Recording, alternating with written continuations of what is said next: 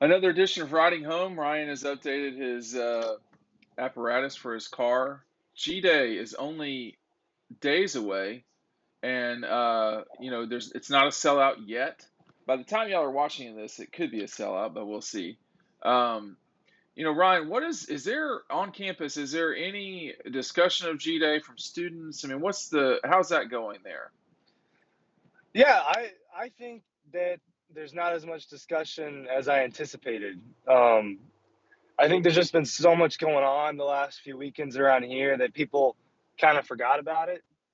It's Hmm. kind of what I think about it. But once it starts to roll around over the next couple of days, the talk is starting to pick up among people. I think I expect to see a pretty normal Saturday in Athens crowd. I mean, you think it'll be like almost 93,000, right? I think it's going to be almost. This is the first normal spring game since 2019. Right. And Yeah. people love these days. It's an opportunity to get into the stadium in April. It's going to be a few more months before you get to do that again. The talk around here hasn't been significant, which has surprised me. But I think once we get a little closer to Saturday, the students will start to wake up a little bit. Well, it's spring in Athens. I mean, that's one of the nicest times. The cold spell of late didn't really help things, I don't think, but Oh, it's that really beautiful right now. right I love the now way it is right now. It's it's a it's the temperature's perfect. it's a great time of year. There's going to be a little bit of rain in the morning on Saturday, but that really shouldn't affect G Day itself. Um, I'm trying to think the last time Georgia played in rain. They played in snowish, rainish conditions in Missouri in 2020. That was miserable.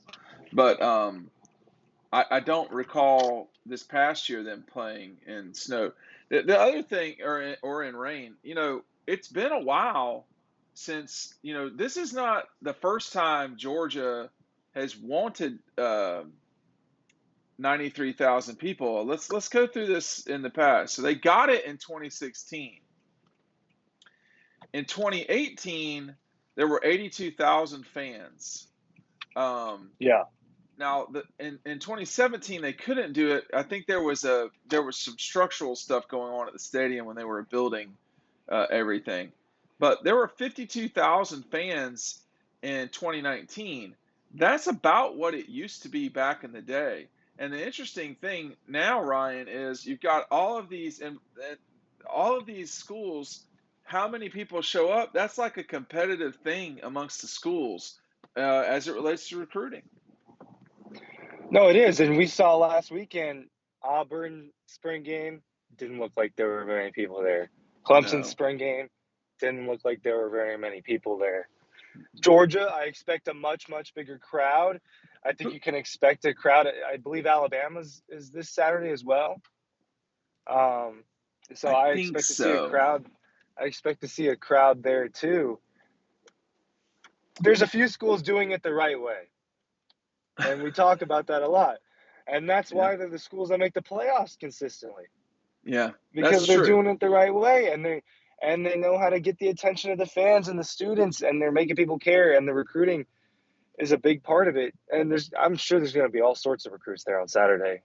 There will be. And Alabama is this weekend. It's exactly so you cannot go to the Georgia spring game and Alabama spring game if Yeah. you're a recruit. You have to make a decision. Florida's is Thursday night, which is strange. I mean, I don't know what to say about that. Um, but maybe you can get guys to come down, but on a weekday, I mean that's just not I think something. it's I think it's a bad start to a new regime. I don't Everybody's think that's a ready. good idea. Everybody's ready to that are Georgia people or kind of I guess cover Georgia too. Are ready to kind of beat Billy Napier down. I've talked with two folks that cover well, one person in the league and another person that covers the league as well as nationally. And it depends on who you talk to, what you get with Billy Napier. I mean, we're not at the point yet where we have any clues. His success at Louisiana may spurn success at Florida. or it may not matter at all. There there are folks that he's not going to have the success that Kirby did early. That's my suspicion. He also didn't inherit what Kirby's got inherited. I mean, inherited a 10-win team. But Mm. this is the only, Georgia is the only team besides USC that is playing their game on an actual television channel. Everybody else is on ESPN Plus, the Big Ten Network, which is definitely a channel. Don't get me wrong, Mhm. but like no ACC team is playing their game at any time other than the ACC network. I did want to ask you. I saw the Clemson crowd and thought it was okay. Was Auburn's bigger? Because it sounds like you saw Auburn's. I thought Auburn's was smaller. Yeah, It was Auburn, smaller, Auburn, but they've got Auburn. a lot. They got a lot going on right now, around that program, and I think that it shows faith. I think that the spring games kind of are, I don't know, a symbol of the faith that people Yes, have in the program. Because they are. if you're going to a spring, because at the end of the day, most spring games are, you know, not every spring game tells you a lot about the team. Not every single one does.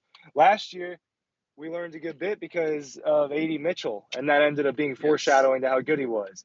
And yes, sometimes you can learn a lot about the quarterback, but it's really more for the team and for fan engagement and another scrimmage for them that they get to put on, make a little bit of money and all that. But the crowd kind of shows you the faith that's put into the program, and I think the Auburn crowd, I think that's a direct result of, wow, we don't, nothing good is happening right now, and no. and Georgia's gonna get a big crowd. Will it be 93,000? Maybe, but Well, it'll be up there. They have not sold 93,000 tickets, and Was I that on mean, like the resale and everything? I think it's sold out on the oh, is it? original. No, it I has think not on sold the out. in the. Are you looking on the Georgia I'm website? I'm listening to Kirby Smart, who is telling me that it is Oh, not okay, sold okay, out, and which yeah, is kind of okay, curious to me, because yeah, you can get G-Day tickets um, on a reseller for $12, which is fascinating to yeah. me. It seems to me, man, like the whole 600 level is the area they're probably having a hard time getting a hold of. Oh, I mean, yeah, and people aren't going to stay the whole game, but No, they were selling them for $5 a pop in the original draw on the Georgia Sports website, and now people are reselling them for however much they want. I've seen people go 30, 40, $50 it, in the lower it bowl, which, I mean, yeah, the upper is $24, which, if you're bringing your family, um, that's $100, which is what a ticket typically would be. And yeah, you're right. The lower bowl, depending on where you're talking about, is anywhere from $30 to $50. Excuse me, to $100. yeah. I know me, man. I wouldn't be on that sun side. Not at 1 o'clock in the afternoon. What are we Yes, expecting? Go ahead. I was going to say I was tasked with grabbing tickets for my parents, and Hmm. um, I got on the website a few minutes late after I didn't know when it started, so when I got on, it had already begun. And I grabbed them tickets, and then when I walked by the stadium the other day, I kind of looked, and at 1 o'clock, their tickets are in the shade, barely. They're in that That cutoff, so works. That good for works. them. But what were you gonna say? Well, what are we going to learn from this thing? What are we going to learn from G Day coming into it? You and I have covered this team for Yeah, some time now, and there's a lot we know. What don't we know that we need to find out at G Day? I think we're gonna learn about the secondary a good bit, and the linebackers. We need to know about the linebackers. That's what we're gonna learn. We're gonna get an idea of where Kirby, Schumann, and Muschamp are lining up with these guys. I want to see who he's got out there with the first team defense, who he's got out there with the second team defense, because it's going to show what they've been working on the last couple of weeks. That inside linebacker, is it going to be Jamon Dumas Johnson? Is he going to strut out there and be one? And who's going to be standing right next to him? I really don't think we know the answer to that. Um, And I think then it's going to be Xavier Sorey myself. you think That'd be it's my going to be Xavier guess. Story? And Yeah, I mean, it very well could be. They've got the freshman Jalen Walker is in that mix. I think yeah, the junior Tresman Marshall is not healthy. right. But they've got a few guys, and I think the assumption is that Pop Jamon Dumas Johnson is going to be that number one guy. But that's the biggest question, just because we haven't seen them play a lot. And when he did get in the games last year, he made an impact. So he, Yeah. he's he's Do you ready for the moment. do you know what off the top of your head? Do you know what his number is Number 10. exactly? Yeah. Isn't that crazy that you would already know his number and you like for instance, do you know Xavier Sorey's number or Chaz 18, Chambliss's number? 32. 32 is Chaz Chambliss. And I don't have it in front of me. I'm just going off of Yeah, I think Story's 18 unless he changed it. oh, I'm just looking at the Clemson thing. They announced 50,500, which is the largest they've ever had. Oh, Uh, well, maybe I'm comparing it to the big Georgia crowds in my head. well, Maybe I mean, that's every yeah. that it says that both lower decks appeared to be full. Um, uh,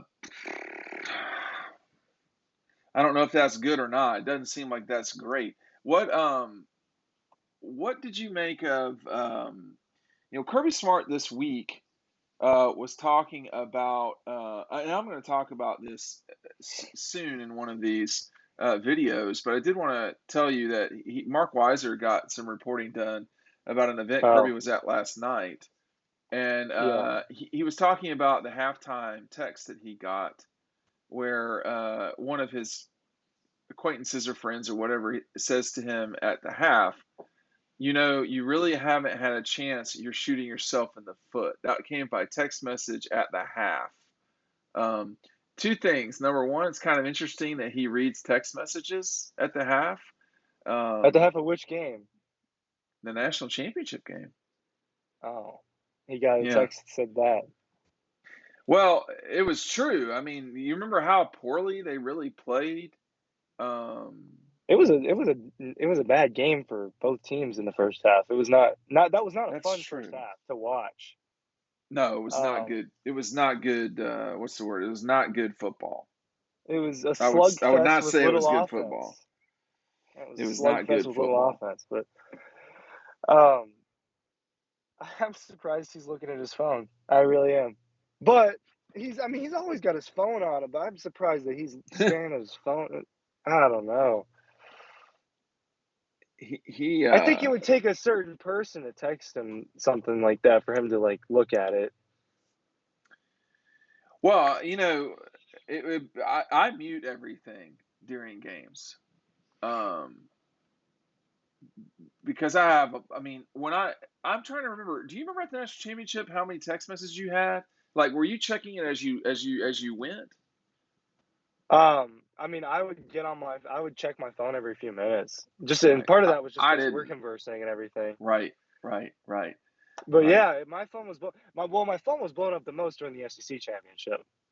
But Yes, that's because they lost. negativity is Yeah. always a more powerful. Well, that's a good question. Having owned this business for 22 years, I don't know if I can definitively say that negativity is better for business than positivity. I would say positivity is probably better, frankly, but nothing gets people talking like negativity, I don't think, right? Yeah. Because then there's something to talk about. But after the national championship game and after most games, all of my feeds are on silent because I have my idiot friends, and Mhm. they really are idiots, um, that text during it. I have a lot of most of my family, they do not bother me during games because, of course, we're working. I mean, do you think Yeah. people that watch these understand um, the sort of rigmarole and the stupidity that we go through during They these have no idea. games? They have no idea. Yeah. And so I don't have really the They don't know capacity. about rolling the camera bags up the hills and stuff like that. They don't know. Yeah, it's a lot. But that's why, hey, listen, do you get a product like this? Looking back on it now, considering this is one of the products of everything that we did, does it make sense what we did and do during the season? I mean, could we pull off this if we're not rolling camera bags? No, I mean you gotta do the little things to have stuff like that. I mean you do. Yeah, yeah, that's If we're that's if we're just just walking in there doing nothing, there's that doesn't exist, and none of the videos um, from the weekends exist either.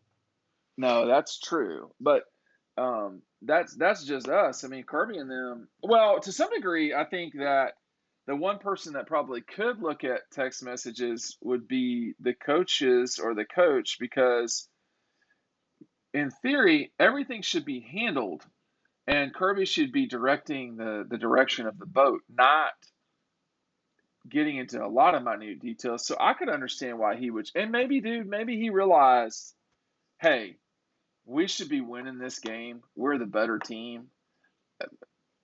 Just let me take a moment here for myself and look at my phone. I don't know. Maybe. Yeah, I think it's more of a problem It if the worked. players are on It their worked. phone. I think there's more of a problem with the play. I That's wouldn't not want the good. play. I wouldn't want the players on the phone.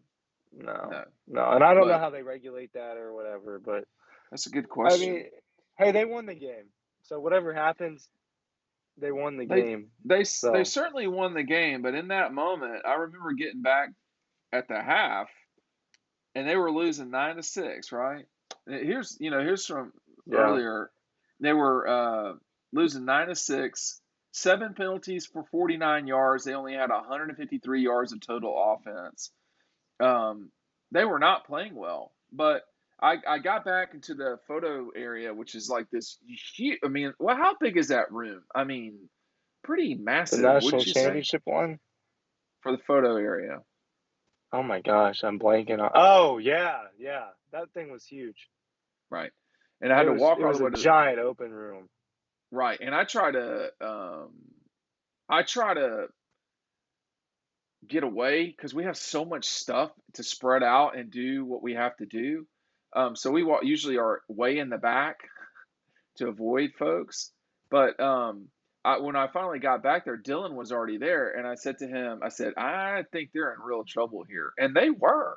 I mean, they had not played well. They were holding steady because the defense was forcing field goals, but the offense could not have played poorer than they did in the first half of that game, and it was obvious they needed to change something. And that I don't know that that text message has changed anything. The way the kids played changed. They started dominating on the offensive line about a quarter of the way, about a half of the way through the. I just got an email from my accountant. I didn't realize she was waiting for something from me to file the taxes. Okay. I'm gonna get that right into the treasury. Um, but the way they play changed, Ryan. I mean, could you feel it in the stands? Yeah, you could. The when Zamir White scored that touchdown, that was the momentum shift. I mean, even when Bama was up 19-18, right? Was it 19 or 18-7? Something weird. Yes, one whatever weird Whatever, number it was. whatever, or 18-12, something like that. Even when it was like that, it felt like Georgia's game. You could tell the Alabama fans were the. Concerned. I was around a This, lot of Bama fans, and the first half they were not concerned at all. Second half, you could tell. yeah, you cannot tell because of the camera I'm using. This is Zamir piling into the end zone. Stetson is celebrating at the 8-yard line, and Jordan Davis and Jalen Carter were the two guys that rolled in there. This was just after the long James Cook touchdown.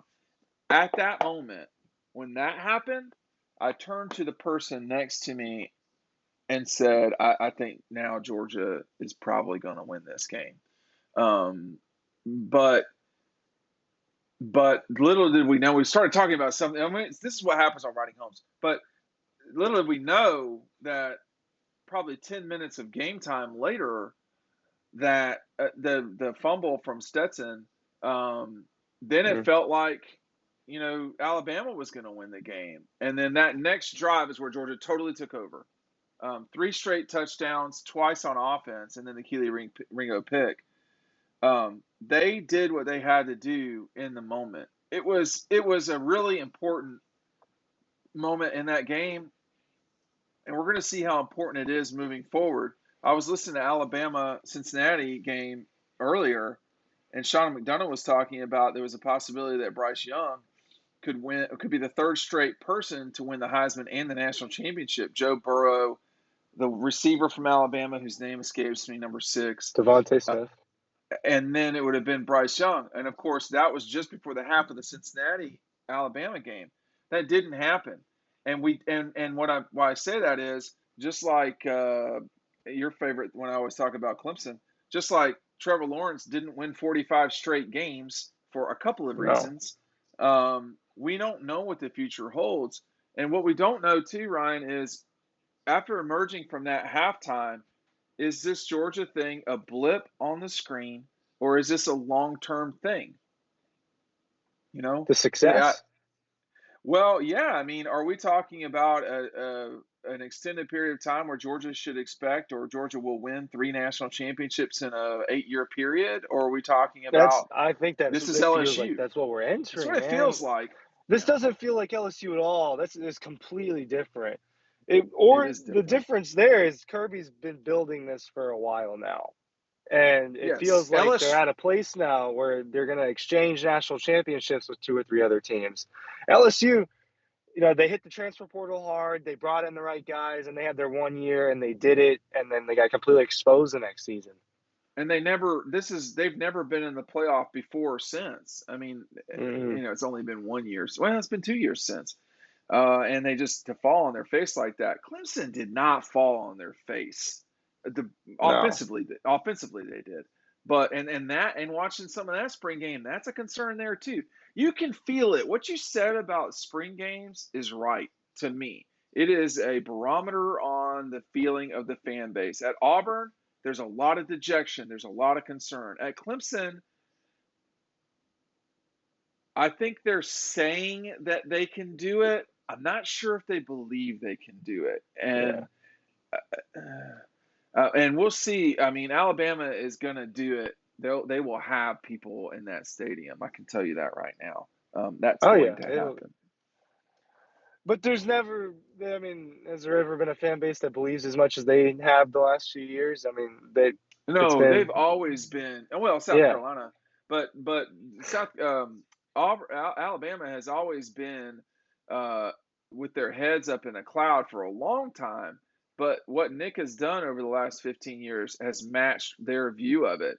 And maybe they're aspirational. I mean, there are things, in life. There are peers and aspirants, and Alabama's always been an aspirant. They've wanted to be the best, and they have been these last 15 years. I'm 15. I don't know if it's 15. It's close to that though. But I'm curious, Ryan, as to how much this crowd will be there. I do think it will probably get sold out. I don't know if it will look like it's sold out, but if there's going to be empty spots, it'll be the 600 level. I don't think a 1 o'clock game is super helpful in terms of getting people to Athens. But if you can have a chance to be on 3:30, 3:30 would have been 3:30 would be great. A lot of people wanted. Yeah, 3:30 would have been. And I don't know what went into making it 1, but hey, it's one of the only spring games that's going to be that's ESPN. That's correct. There are 2. There are 2. Alabama's the other? Or? No, Alabama's streaming. I think the one you directly compare Georgia to this year, it's strange, is USC. I mean, how much traffic can Lincoln Riley get at SC from people in Southern California? I was just in Southern California. I can tell you they don't care that much. But if you're a winner, they'll show up. The Dodgers have proven that. The Lakers have proven that. I'm not sure that the Rams have. But USC is the team to watch moving forward. They are the logical team that is the next step to Georgia, Alabama, and Ohio State. They are the ones to watch. That's my take. Yeah, I don't Anyway. think that's this year though. Oh That's no, two no, or three not years to from now. me, not to me. But if you set it up right, it will be very quick. Okay, listen. Yeah, yeah. All All right, right, I'm we gonna got we're it. gonna get off. Ryan has studies to take. He's in the parking deck for the library, right? Yeah, that's where I am. Yeah, definitely. There's not a parking deck for the library. All right, thanks for watching. We'll see you. I'll be at Red Zone on Friday from noon to close and from 9 to noon. That's on Clayton Street in Athens. Come by and say hello. We'll see you over there.